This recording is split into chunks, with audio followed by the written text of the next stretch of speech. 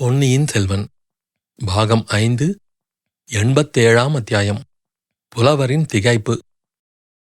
அருள்மொழிவர்மருக்கு திருமுடி சூட்டு விழா நெருங்க நெருங்க சோழநாடு முழுவதும் ஒரே கோலாகலமாகி வந்தது.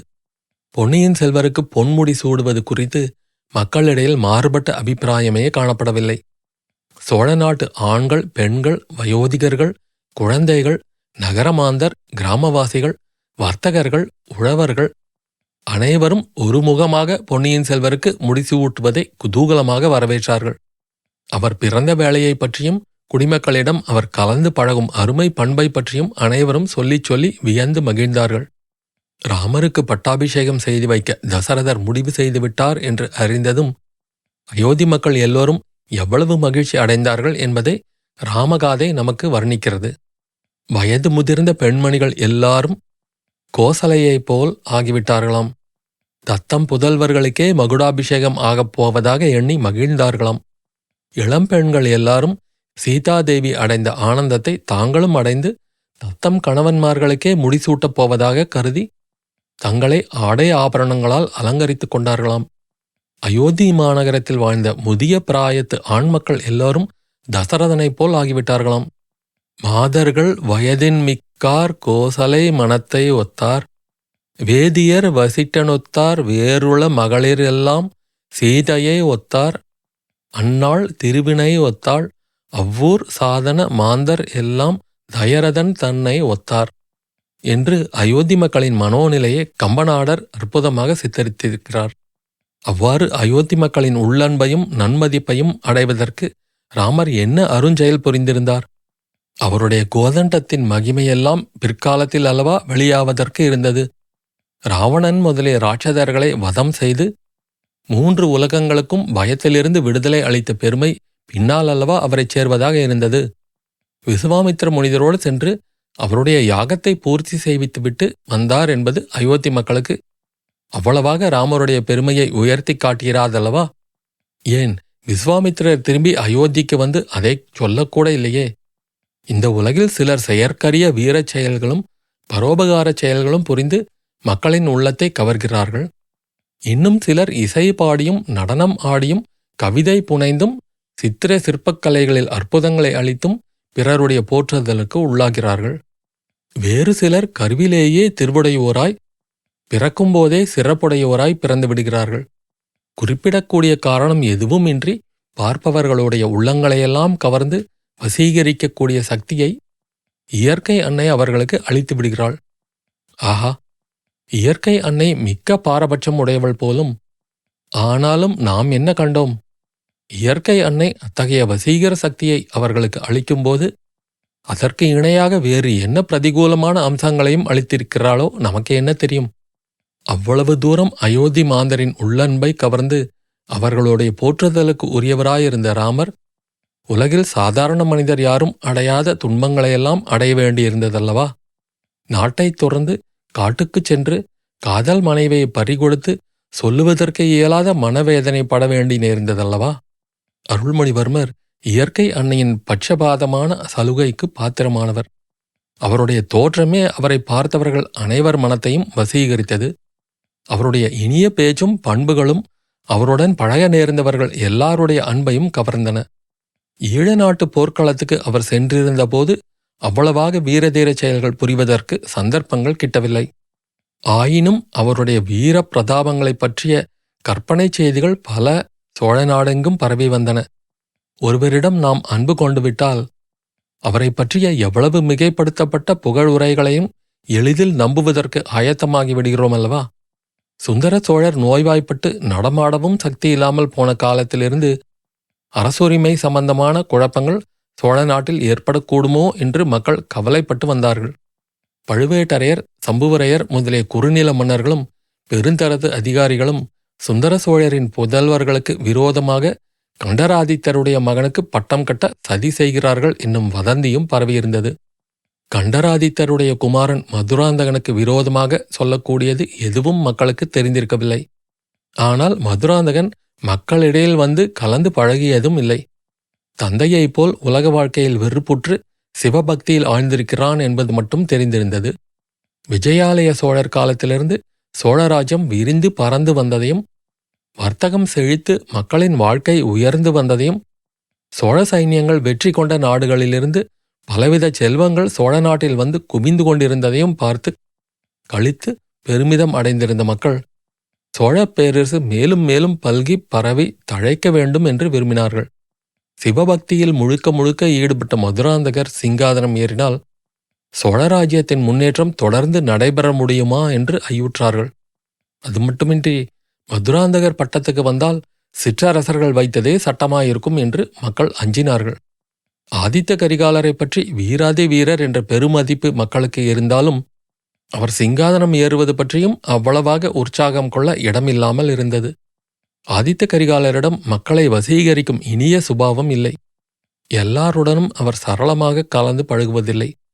இதையன்றி கரிகாலரை பற்றி மர்மமான பல வதந்திகள் உலாவி வந்தன. அவர் ஏதோ பெரிய குற்றம் செய்துவிட்டார் என்றும், அவருடைய மனச்சாட்சியே அதற்காக அவரை வருத்திக் கொண்டிருக்கிறதென்றும், அதனாலே தந்தை சுந்தர சோழரின் அபிமானத்தை இழந்துவிட்டார் என்றும் வதந்திகள் பரவியிருந்தன. இன்னும் பலவிதமான கற்பனை கதைகளும் கட்டிவிடப்பட்டிருந்தன. ஆகையால் அவர் அகால மரணமடைந்த போது ஒரு மகாவீரனுக்குரிய மரியாதையை மக்கள் செலுத்தினாலும் அதிகமாக துக்கப்பட்டு கொண்டிருக்கவில்லை. வால் நட்சத்திரத்தின் பேரில் பழியை போட்டுவிட்டு ஒருவாறு மனதை சமாதானப்படுத்திக் கொண்டார்கள். பெரிய பழுவேட்டரையரின் மரணமும் அது நேர்ந்த விதமும் மக்களுடைய உள்ளத்தில் அவர் பேரில் புதியதொரு அபிமானத்தையும் மரியாதையையும் உண்டாக்கியிருந்தது.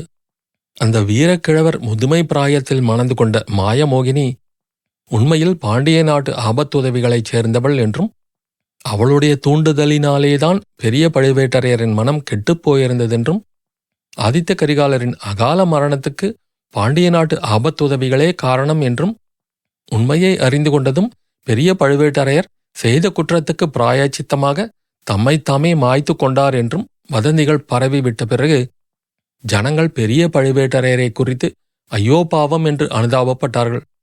அவர் இறப்பதற்கு முன்னால் மதுராந்தகருக்கு பட்டம் கட்டும் எண்ணத்தை விட்டுவிடுங்கள், பொன்னியின் செல்வருக்கே முடிசூட்டுங்கள் என்று மற்ற குறுநில மன்னர்களுக்கு கட்டளையிட்டுவிட்டுச் சென்றார் என்பதும் அவரிடம் மக்களின் மரியாதையை அதிகப்படுத்தியது.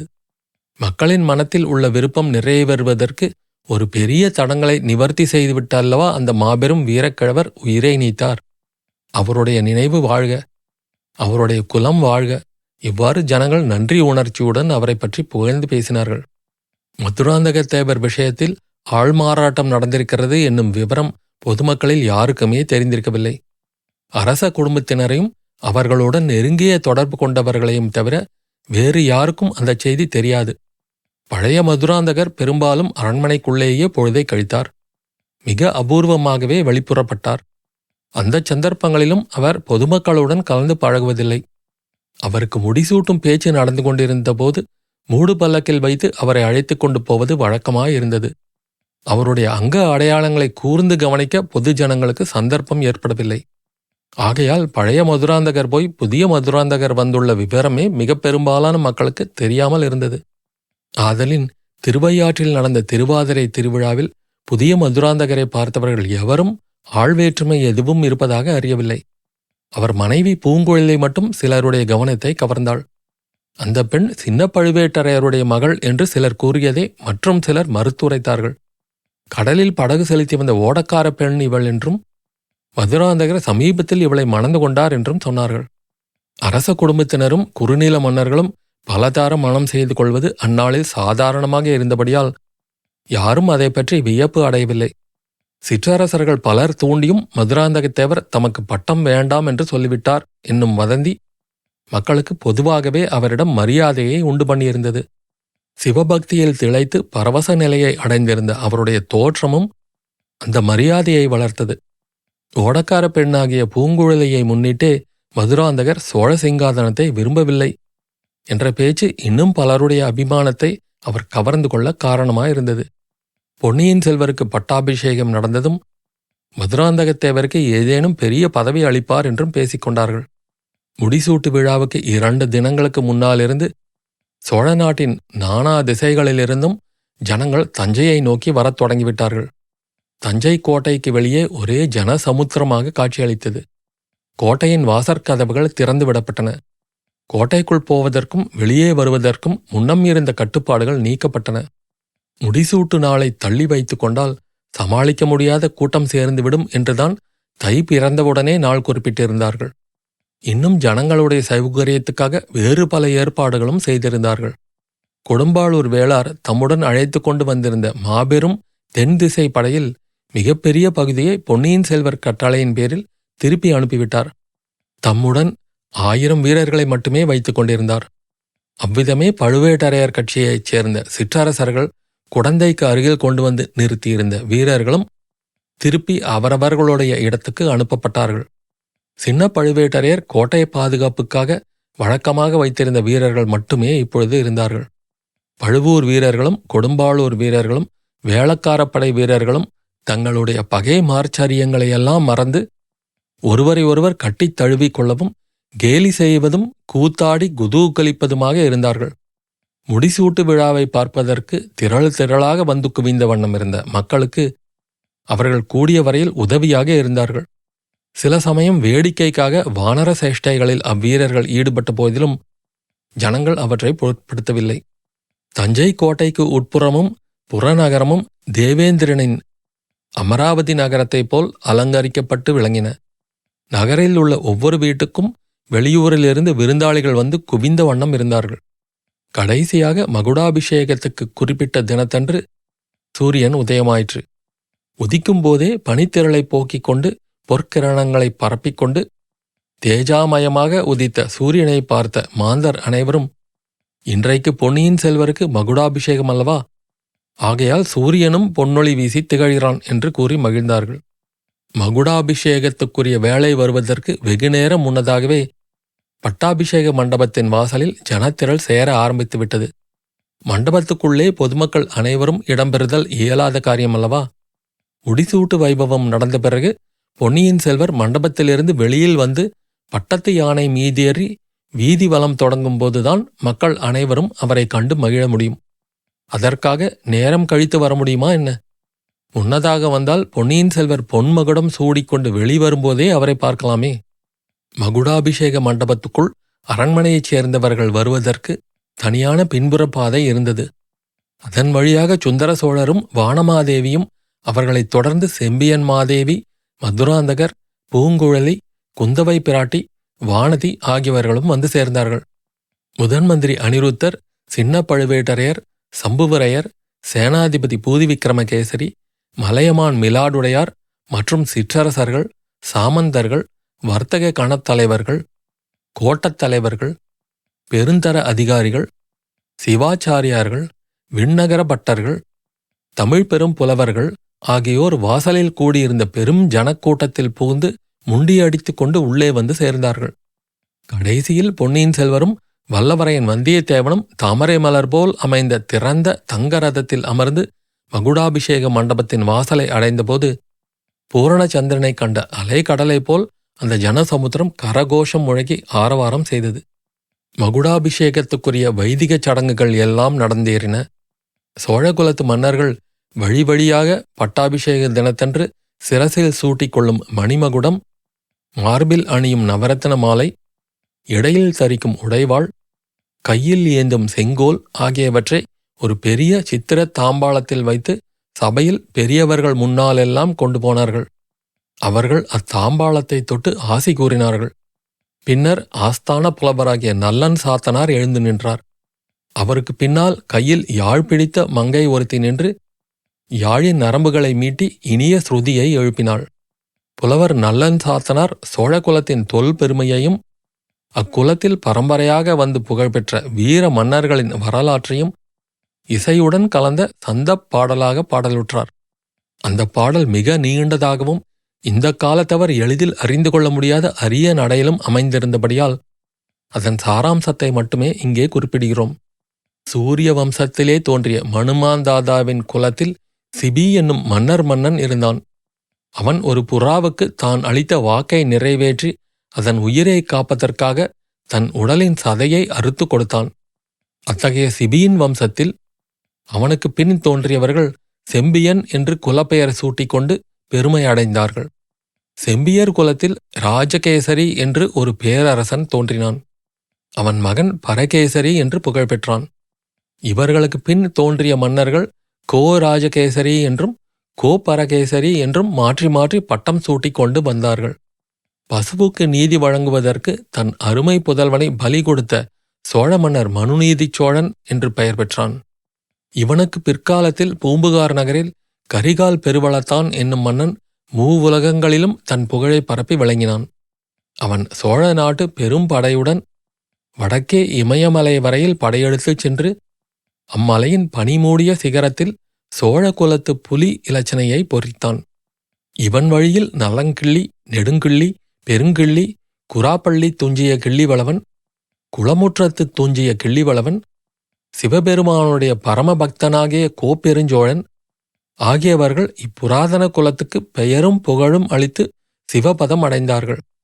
உலகத்துக்கெல்லாம் ஒளி அளிக்கும் சூரிய பகவானைக் கூட மாரிக்காலத்து மேகங்கள் மறைத்து விடுவது போல் சூரியனுடைய பரம்பரையில் வந்த சோழர் குலத்தை சில காலம் பல்லவ பாண்டிய பகை மேகங்கள் மறைத்திருந்தன. அந்த மேகங்களை சிதற அடிக்கும் வஜ்ராயுதம் ஏந்திய தேவேந்திரனுக்கு இணையாக விஜயாலய சோழர் தோன்றினார். அந்தச் சோழர் குல புலியை கண்டதும் பெரும்பிடுகு முத்தரையன் என்னும் எலி பீதி கொண்டு மாண்டு மறைந்தது. பின்னர் அந்த மகாவீரர் தஞ்சை நகரை கைப்பற்றி துர்கா பரமேஸ்வரிக்கு கோயில் எடுப்பித்தார். பல்லவர்களும் பாண்டியர்களும் மற்றும் பல அரசர்களும் விஜயாலய சோழரின் நட்பை கோரி அனுப்பிய தூதுவர்கள் சதா காலமும் அந்த மன்னரின் அரண்மனை முற்றத்தில் காத்திருந்தார்கள். அவ்விதம் உதவி கோரி வந்த அரசர்களுக்கு அபயம் அளித்து உதவி செய்யும் பொருட்டு விஜயாலய சோழர் பற்பல போர்க்காலங்களுக்குச் சென்று போர் புரிந்து தமது திருமேனியில் 96 விழுப்பொன்களைப் பெற்றவரானார். விஜயாலய சோழரின் தெருக்குமாரர் ஆதித்த சோழர் மாற்றார்களுடைய சேனாமேகங்களை சிதறி ஓடச் செய்யும் மற்றொரு கதிரவனாகவே விளங்கினார். திருப்புறம்பியம் போர்க்களத்தில் பல்லவன் அபராஜிதன் பாண்டியனால் முறியடிக்கப்படும் தருவாயில் இருந்தபோது ஆதித்த சோழர் முயற்கூட்டத்தில் புலி புகுவதைப் போல் புகுந்து பாண்டிய சைன்யத்தை சின்னாபின்னம் செய்தார். பின்னர் தாம் செய்த உதவியை மதிக்காமல் சிநேக துரோகம் செய்த பல்லவனுக்கு புத்தி புகட்டும் பொருட்டு தொண்டை நாட்டுக்கு படையெடுத்துச் சென்று அபராஜிதனை அவன் இருந்த யானை மேல் பாய்ந்து வீர சொர்க்கத்துக்கு அனுப்பினார். தமது முன்னோனாகிய கோச்செங்கனானை பின்பற்றி காவேரி நதி உற்பத்தியாகும் சைய பர்வதத்திலிருந்து பூம்புகார் நகரம் வரையில் 82 சிவாலயங்களை எடுப்பித்தார். ஆதித்த சோழரின் புதல்வராகிய பராந்தக சோழர் பிறக்கும்போதே தம்முடைய இரு தோள்களிலும் வீரலட்சுமியையும் விஜயலட்சுமியையும் சுமந்து கொண்டு பிறந்தார். வெள்ளூரில் பாண்டியனை புறங்கண்ட அம்மன்னர் மதுரையும் ஈழமும் கொண்டதுடன் சேரநாட்டு வேழப்படைக்கு ஒரு சிங்கமாக விளங்கினார். வடக்கே துங்கபத்திரை நதிக்கு அப்பால் இருந்த சளுக்கர்களும் வேங்கி மண்டலத்தாரும் பராந்தக சோழருடைய பெயரை கேட்டு சிம்ம சொப்பனம் கண்டவர்கள் போல் நடுங்கினார்கள். அவருடைய புகழை கேட்டு பொறுக்காமல் பொறாமை கொண்ட இரட்டை மண்டலத்து கன்னரதேவன் 7 சமுத்திரம் சேர்ந்தது போன்ற மாபெரும் படையை திரட்டிக்கொண்டு பராந்தக சக்கரவர்த்தியை போரில் புறங்காண வந்தான். பராந்தகரின் மூத்த புதல்வராகிய ராஜாதித்த தேவர் குருக்ஷோத்திரத்தை ஒத்திருந்த தக்கோல போர்க்களத்தில் கன்னரதேவனையும் அவனுடைய மாபெரும் கடல் போன்ற சேனையையும் முறியடித்து சின்னாபின்னம் செய்த பிறகு யானை மேல் துஞ்சி வீர சொர்க்கம் எய்தினார். பராந்தக சோழர் தில்லை சிதம்பரத்து நடராஜ பெருமான் ஆலயத்தில் பொன் மண்டபம் கட்டிய பின்னர் அப்பெருமானுடைய இணையடிகளை அடைந்தார். அவருடைய புதல்வர் சிவஞான கண்டராதித்த தேவர் சிவாலய பணிகள் செய்வதில் ஈடுபட்டிருந்து சிவபதத்தை அடைந்தார்.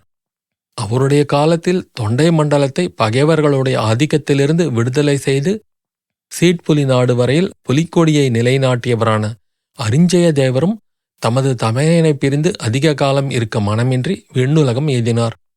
அவருடைய திருப்புதல்வர் சுந்தர சோழ சக்கரவர்த்தி பின்னர் சோழ சிங்காதனம் ஏறினார். தான் ஒளிந்திருந்த பொந்திலிருந்து வெளியில் தலை காட்டிய பாண்டிய நரியின் மீது பாய்ந்து அதை மீண்டும் பொந்துக்குள் ஒளிந்து கொள்ளும்படி செய்தார். சுந்தர சோழ சக்கரவர்த்தியின் வெண்குற்ற குடை நிழலில் 3 உலகமும் சிறிதும் கவலையின்றி நிர்பயமாக வாழ்ந்து வருகின்றன.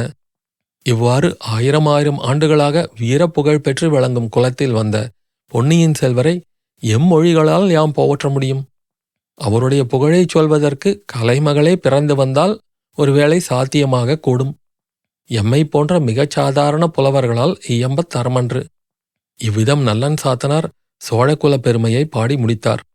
அவருக்கு பிறகு வடமொழி புலவர்களும் புத்த பிக்ஷுக்களும் சிவாச்சாரியர்களும் வைஷ்ணவ ஆச்சாரியார்களும் வாழ்த்து கூறுவதற்கு காத்திருந்தார்கள்.